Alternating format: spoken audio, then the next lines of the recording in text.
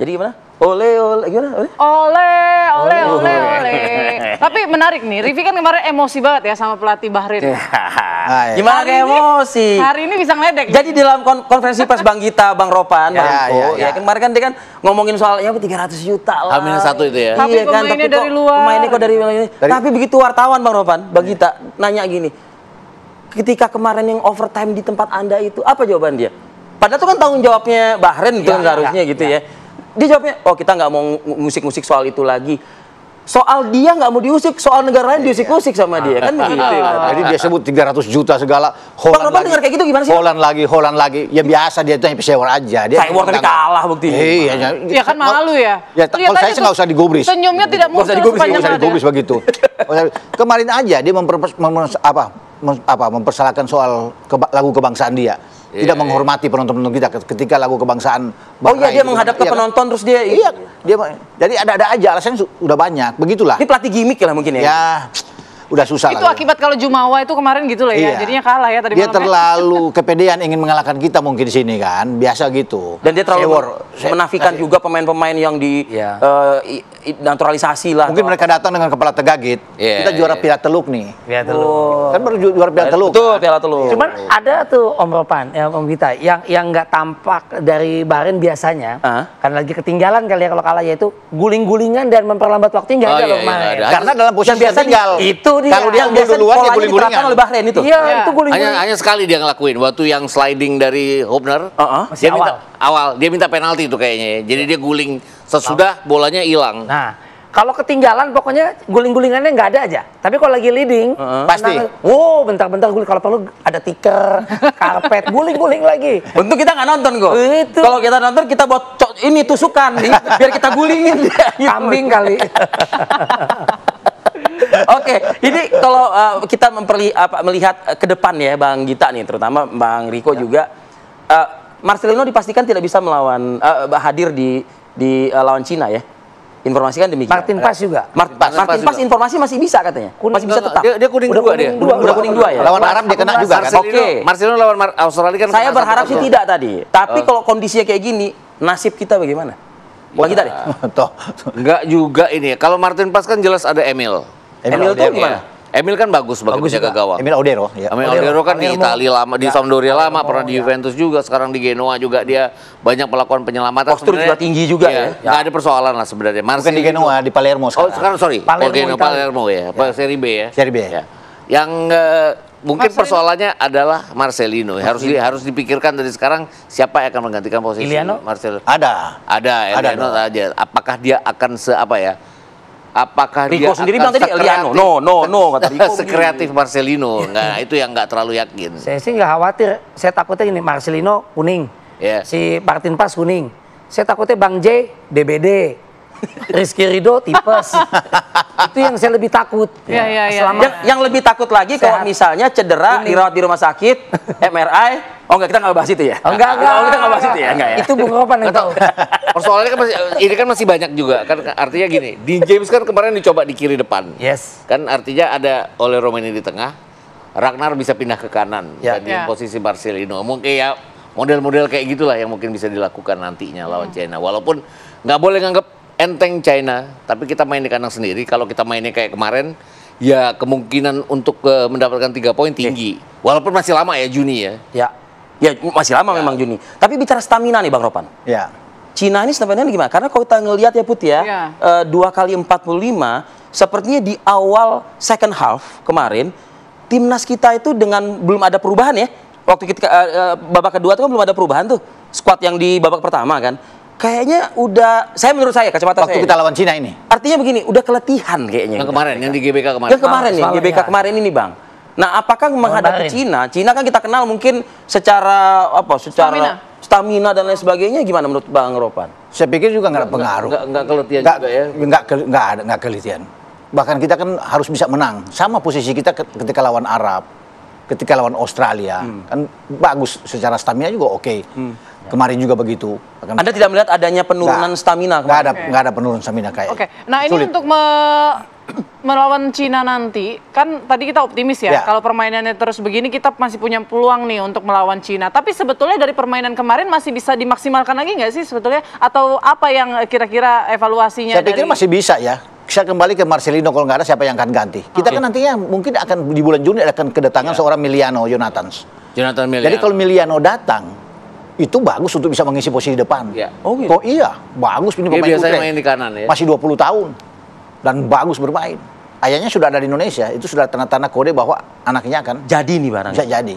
Jadi ini barang ini. Nah, dia bagus bermain di depan kombinasi dengan Ole dan Ragnar. Iya. Iya kan? Karena kita juga masih punya Ricky Kambuaya kan. Mas kalau melihat kemarin masih bermain. Saya juga Ricky bisa bermain di sana. Iya. Jadi saya pikir oke bermain. Tapi kita lupa kemarin itu bahwa ada yang tidak banyak melihat. Tadi sempat sedikit disinggung oleh Gita. Bahwa kekuatan kita kemarin selain ada 3 back itu dari Joy Pelupesi. Oh itu. Makanya dia tidak usia boleh Tapi 31 ya benar kata Bang Ropan, kurang terlihat tapi. Nggak terlihat, tapi dia yang memegang peran penting. Iya. Ya. Usia boleh 31 tahun tapi bermain seperti 22 tahun. Oh. Tidak tergantikan kan bermain kemarin dan dia bagus, nggak terlihat tapi dia lah saya pikir dia selalu memutus bola-bola sebelum sampai ke Jai. Dipatahin lagi. Dan dia yang membuat pemain top dari Bahrain itu frustrasi yang membuat 2 gol ketika kita 2-2 bermain di Bahrain, yaitu Muhammad Jassim Maroun. Maroun. Sampai stres Maroun. Mungkin saya pikir Alex Pastor memberikan instruksi khusus sampai membuat dia harus memainkan Joe Pelupesi. Tugas lu jangan lewat garis tengah, lu hanya di belakang. Itu aja. Untuk mengawasi si Marhun, karena ini pemain berbahaya dan dia tidak bisa berbuat banyak. Itu yang membuat kita agak bagus. Selain terlepas dari di belakang, oke ya.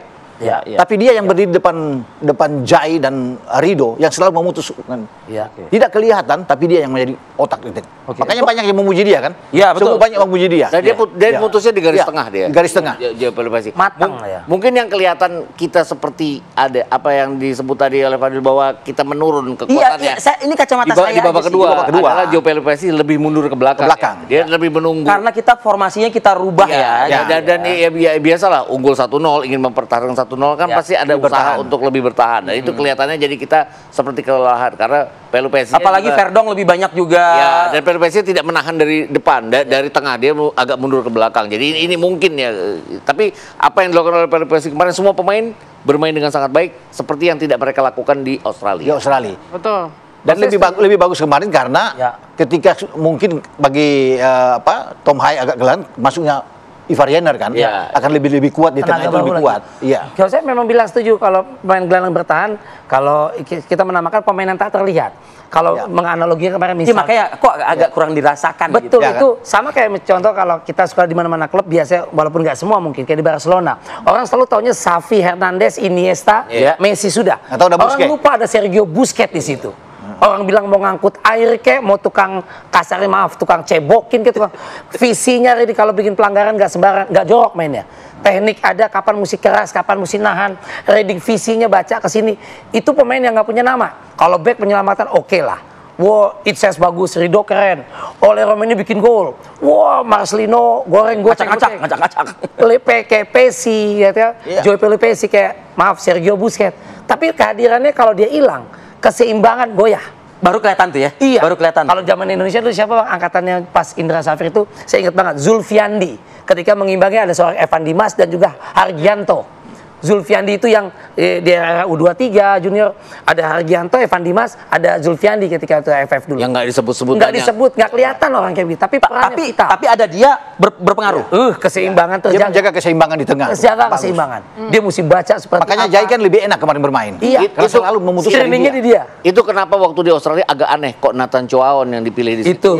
Itu dia. Nathan nggak bisa memerankan itu. Nathan nggak bisa seperti Joy. Iya. Begitu Joy yang kemarin main kelihatan bagus. Baca, jaga daerahnya. Itu kita bisa loh dalam waktu singkat itu kan tanggal 20 ke tanggal 25 kita bisa merubah permainan padahal belajar lah mereka juga nggak banyak jadi belajarnya cukup karena Joe nggak bermain kalau dia dimainkan di Australia akan beda. Sulit bagi dan Rido nggak main Pak. Iya dan sulit bagi Tom Hai bermain waktu itu dengan Nathan terlalu jauh mereka jarak mereka dan bekerja terus. Kalau kemarin Tom Hai itu tidak dipaksa untuk bekerja. Betul. Karena yang bekerja itu untuk hajar itu Pelupesi. Berarti Kluivert ini cepat belajar juga ya? Iya. Timnya yang timnya. Dan lebih untuk memposisikan pemain-pemainnya itu kan dia akhirnya kan mendengarkan kata Bang Gita tadi kan. Tapi kemarin sih harus dipuji Kluivert. Artinya apa?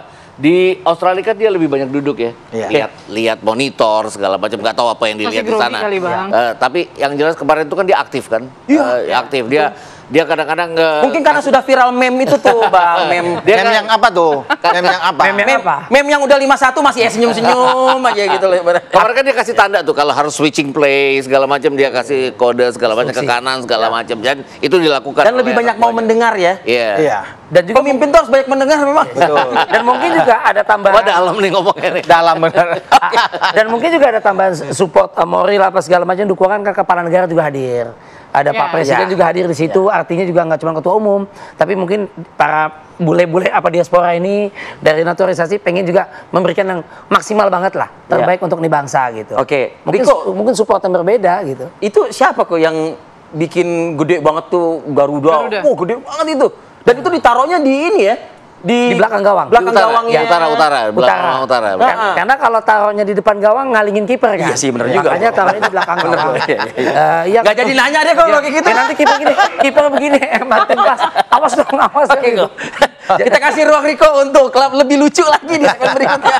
Kami akan kembali saat lagi.